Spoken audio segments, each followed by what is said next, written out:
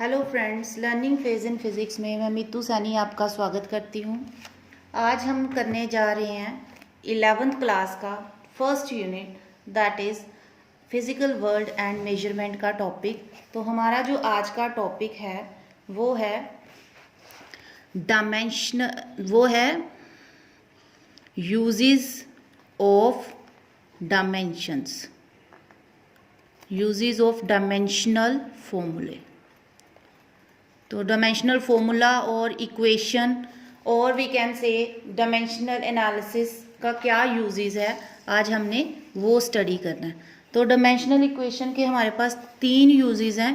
First uses है to convert one system of unit into another. तो ये इसका फर्स्ट जो हमारे पास यूज़ है कि एक सिस्टम ऑफ यूनिट को हमने दूसरे सिस्टम ऑफ यूनिट में कन्वर्ट करना है। तो उसके लिए हमें पता है कि कोई भी फिजिकल क्वांटिटी है, फिजिकल क्वांटिटी को हम क्यू से रिप्रेजेंट करते हैं। कोई भी फिजिकल क्वांटिटी है वो हमेशा सेम रहेगी अगर हम सिस्टम ऑफ यूनिट को चेंज भी कर देते हैं। फॉर एग्जाम्पल, अगर हमारे पास, यहाँ पे मैं साइड पे लिख देती हूँ, अगर हमारे पास कोई लेंथ हमने मेजर करनी है, सपोज हमारे पास लेंथ है, हमने लेंथ मेजरमेंट करी है, दैट इज़ 4 मीटर। 4 मीटर की हमने लेंथ मेजर करी है। तो इसको हमने कन्वर्ट करना है, इस लेंथ को हमने कन्वर्ट किया सेंटीमीटर में। तो 1 मीटर में 100 सेंटीमीटर, तो it becomes 400 centimetre. It means अगर मेरे पास कोई लेंथ है, फॉर एग्जांपल अगर मेरा ये पेन है और इसकी लेंथ हमारे पास 4 मीटर है, तो अगर मैं इसको बोलूँ इस पेन की लेंथ जो है 400 सेंटीमीटर है, तो एक ही बात है, इट मीन्स जो लेंथ है उस पर कोई इफेक्ट नहीं पड़ेगा। लेंथ विल रिमेन सेम, कि इतनी लेंथ है तो इतनी ही रहेगी अगर मैं 400 मीटर ले रही, 400 सेंटीमीटर ले रही हूँ या 4 मीटर ले रही हूँ। It means the physical quantity will remain same, length same ही रहेगी। इसलिए Q1 is equal to N1 U1 is equal to N2 U2।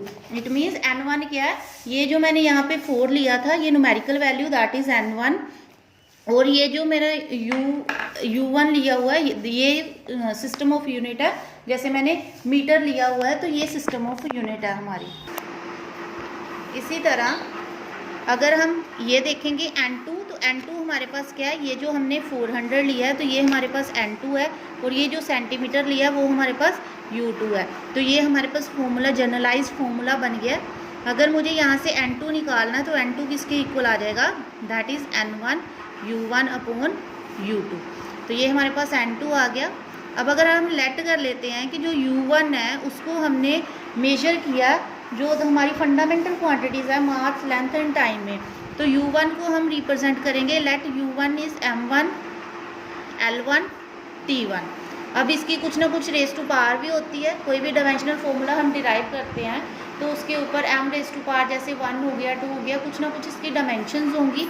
तो हम लेट कर लेते हैं, इसकी डायमेंशन है A, इसकी डायमेंशन है B, इसकी डायमेंशन है C। तो ये हमारे पास U1 है। ऐसे दूसरे सिस्टम ऑफ यूनिट में अगर हम U2 मान लेते हैं, that is M2 L2 and T2, और इसकी भी जो हमारी डायमेंशंस हैं that is A, B and C। तो ये दोनों वैल्यूज़ जब मैं यहाँ पे पुट करूँगी तो मेरे पास N2 किसके इक्वल आ जाएगा, N2 is equal to N1, U1 है मेरे पास M1 A, L1 B, T1 C। इसी तरह डिवाइडेड बाय मैंने U2 पुट करना है, तो U2 है मेरे पास M2 A, L2 B, T2 C। तो ये मेरे पास फॉर्मूला बन जाएगा N2 is equal to N1।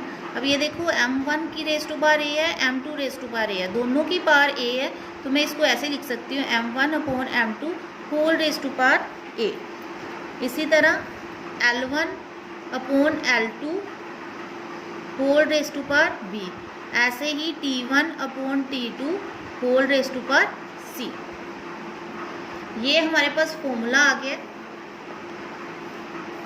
इसी फॉर्मूले को हमने यूज़ करके जो यूनिट्स है एक सिस्टम से दूसरे सिस्टम में हमने कन्वर्ट करनी है। फॉर एग्जांपल, जैसे मैं कोई आपको क्वेश्चन करके बताती हूँ तो आपको ज़्यादा क्लियर हो जाएगा। तो जैसे फर्स्ट क्वेश्चन मैं अगर करती हूँ, that is convert 1 newton into dyne. तो हमने 1 न्यूटन को डाइन में कन्वर्ट करना है। तो हमें पता है, सबसे पहले हमें ये पता होना चाहिए कि न्यूटन किसकी एसआई यूनिट है। Newton is the SI unit of force, और डाइन क्या है, it is the CGS unit of force. तो ये चीज़ें हमें पता होनी चाहिए कि एसआई यूनिट है कि ये सीजीएस यूनिट है। तो न्यूटन हमारी एसआई यूनिट है और डाइन हमारी सीजीएस यूनिट है। किसकी यूनिट है, ये फोर्स की यूनिट है। तो ये चीज़ें अगर आपको पता होंगी तभी आप आगे कर पाओगे।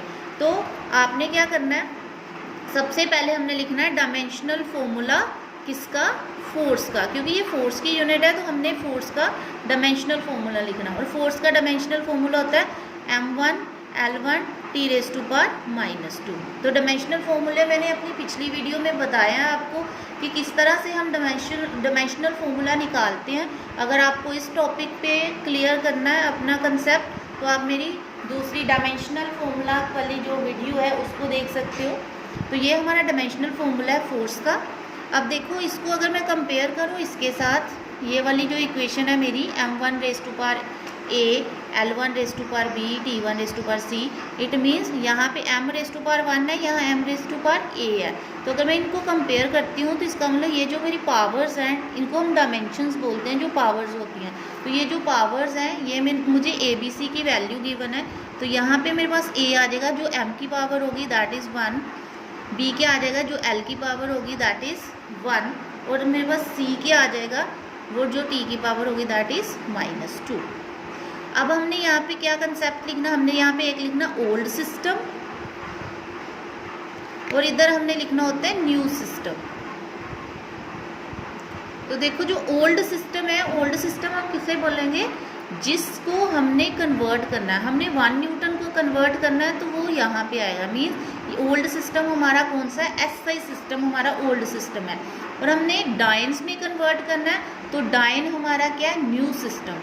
तो यहाँ पे हमें और किस किस की वैल्यू चाहिए, हमें A B C की वैल्यू हमें मिल गई है। ये A B C की जो फॉर्मूले में वैल्यू चाहिए थी वो हमें मिल गई है। अब हमें m1 m2 L1 L2 T1 T2 की वैल्यू चाहिए और n1 की वैल्यू चाहिए। तो सबसे पहले जो ओल्ड सिस्टम है इसमें हमने लिखना है m1 L1 T1, इनकी वैल्यूज़ लिखेंगे। तो ये हमारा सारा एसआई सिस्टम है जो ओल्ड सिस्टम है, क्योंकि न्यूटन है, न्यूटन जो होता है 1 किलोग्राम मीटर पर सेकेंड स्क्वायर के इक्वल होता है। तो ये हमारा एसआई सिस्टम है। तो यहाँ पे हमने मास को किस में, एसआई में जो मेजर करते हैं दैट इज़ किलोग्राम। तो मास को हम लिखेंगे 1 kg, लेंथ को हम 1 मीटर लिखेंगे और टाइम को हम 1 सेकेंड लिखेंगे। ऐसे ही जो हमारा न्यू सिस्टम है, क्योंकि हमने इसको कन्वर्ट डाइन्स में करना है, तो ये हमारा सीजीएस सिस्टम है। तो यहाँ पे हम लिखेंगे m2 L2 T2। तो इनकी वैल्यूज़ क्या आ जाएंगी, मास को अगर मैं सीजीएस में देखूँ तो हम ग्राम्स में मेजर करते हैं। तो 1 ग्राम, L2 is 1 centimetre, T2 is 1 second. Clear. अब सारी हमने वैल्यूज़ यहाँ पे फाइंड आउट कर ली हैं, सिर्फ हमारे पास n1 रह गया। n1 क्या होता है, हमने कितने न्यूटन को कन्वर्ट करना है, हमने 1 न्यूटन को कन्वर्ट करना है। तो n1 हमारे पास 1 आ जाएगा। अगर आपको बोला जाए कन्वर्ट 10 न्यूटन इंटू डाइन्स तो आपकी n1 की वैल्यू 10 आ जाएगी। कितनी क्वांटिटी को आपने कन्वर्ट करना है, बस अब ये सारी वैल्यूज़ हमने फॉर्मूला में पुट कर देनी है। तो जैसे n2 हमारे पास कितना आ गया, n1 के इक्वल है, तो n1 की जगह हम 1 लिखेंगे into m1 is 1 kg upon m2 is 1 gram raise to power 1, A था तो 1 आ जाएगा। ऐसे 1 metre upon 1 centimetre raise to power 1, 1 second upon 1 second raise to power -2। तो ये हमने फॉर्मूले में सारी वैल्यूज़ को पुट कर दिया।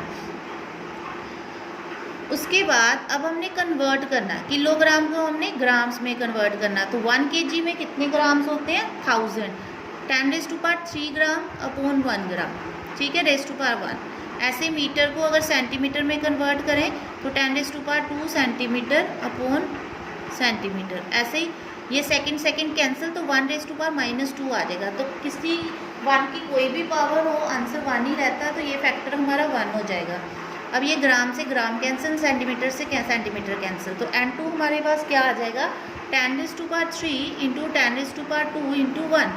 तो ये कितना आ गया, बेस अगर सेम है तो हम पावर्स को ऐड कर देते हैं। तो 3 + 2 इज़ 5। तो ये n2 की वैल्यू हमारे पास कितनी आ गई, 10⁻5। इसका मतलब 1 न्यूटन किसके इक्वल है, 10⁻5 डाइन। तो ये हमारे पास फॉर्मूला आ गया 1 newton is equal to 10⁵ times. तो इस तरह से हम जो कन्वर्ट करते हैं वन सिस्टम ऑफ यूनिट को अनदर सिस्टम ऑफ यूनिट में, इसकी बहुत सारे क्वेश्चंस हैं। आप सारे क्वेश्चंस को प्रैक्टिस कर सकते हो। अगर आपको कोई डाउट है, कोई क्वेश्चन नहीं निकल रहा, आप मुझे कमेंट्स में मेंशन कर सकते हो, तो मैं अपनी नेक्स्ट वीडियो में उन क्वेश्चंस को सॉल्व करके ज़रूर डालूँगी। अगर आपको मेरी वीडियो अच्छी लगे, अगर आपको ये टॉपिक समझ में आ गया हो, तो मेरी वीडियो को लाइक ज़रूर करें, इसको अपने फ्रेंड्स में शेयर करें और चैनल को सब्सक्राइब ज़रूर करें। Thank you.